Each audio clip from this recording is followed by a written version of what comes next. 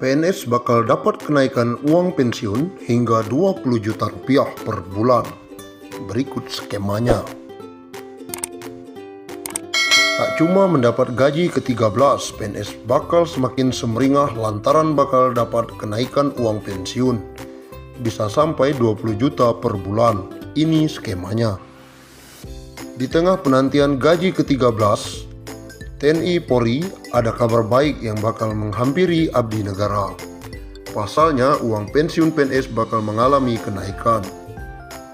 Saat ini, Kemenpan RB tengah merancang aturan mengenai kesejahteraan para pegawai negeri sipil atau aparatur sipil negara dan para pensiunan PNS. Nantinya ada penambahan uang yang diterima para pensiunan PNS. Jumlah uang yang diterima pensiunan PNS akan lebih besar daripada biasanya karena yang diterima bukan sekedar gaji pokok saja.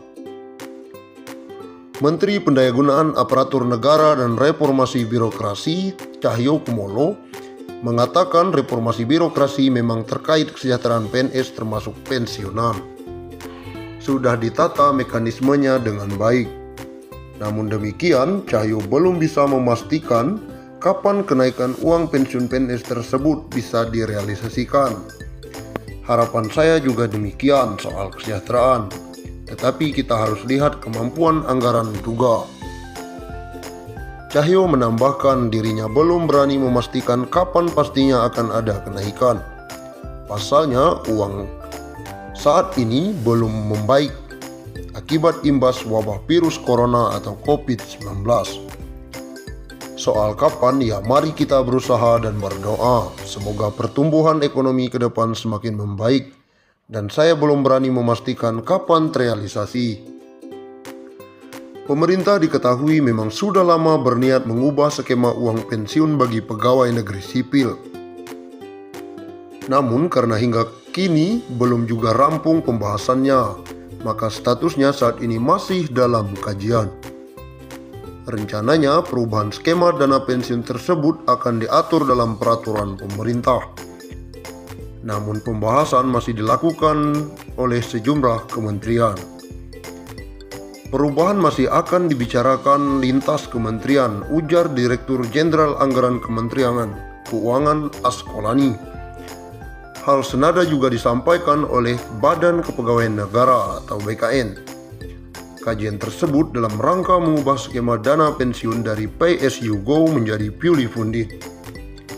Adapun pembayaran dana pensiun itu sumbernya akan berasal dari iuran antar pemerintah dengan PNS tersebut. Besarannya bisa ditentukan dan disesuaikan berdasarkan jumlah gaji PNS setiap bulannya. Terang PLT Kepala Biro Humas BKN Pariono. Meski begitu, hal tersebut masih menunggu selesainya PP. Sebelumnya, skema Purely Funded diharapkan dapat terrealisasi di tahun 2020. Sedangkan saat ini, dana pensiun masih menggunakan skema Pay As You Go. Artinya, pembayaran dana pensiun hanya berasal dari anggaran pendapatan dan belanja negara. Pemerintah menargetkan skema uang pensiun PNS menggunakan Purely Funded itu bisa direalisasikan tahun ini. Purely Funded merupakan skema pembayaran penuh yang berasal dari iuran antara pemerintah dengan seluruh insan aparatur sipil negara atau ASN, TNI maupun Polri dan pensiunan mendapatkan kabar bahagia.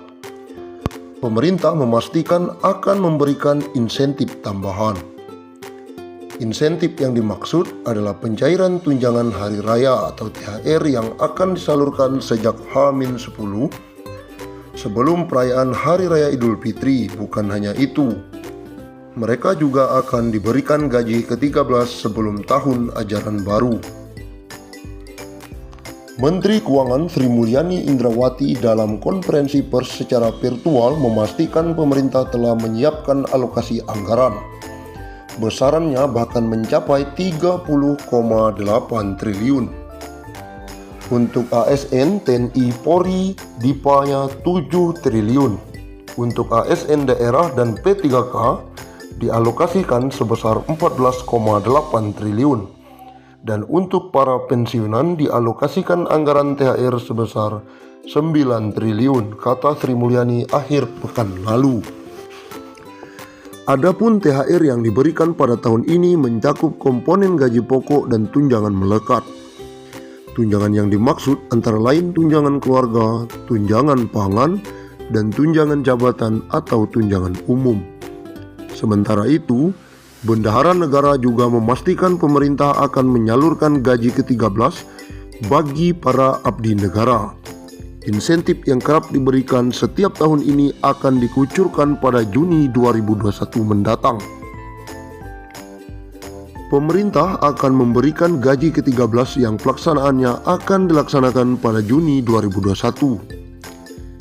Ex-Direktur Pelaksana Bank Dunia itu mengatakan, besaran gaji ke-13 yang diterima ASN, TNI maupun Polri serta pensiunan mencakup komponen gaji pokok dan tunjangan melekat, yakni tunjangan keluarga, tunjangan jabatan atau tunjangan umum, dan tunjangan kinerja. Dengan ini kita harapkan ASN, TNI, Polri, dan pensiunan tetap fokus menjalankan tugas secara penuh, dedikasi, dan tetap merawat dan menjaga Indonesia. Berikut besaran THR dan gaji 13 tahun 2021 kepada pimpinan, anggota, dan pegawai non-pegawai aparatur sipil negara berdasarkan Peraturan Menteri Keuangan Nomor 42/05-05-21.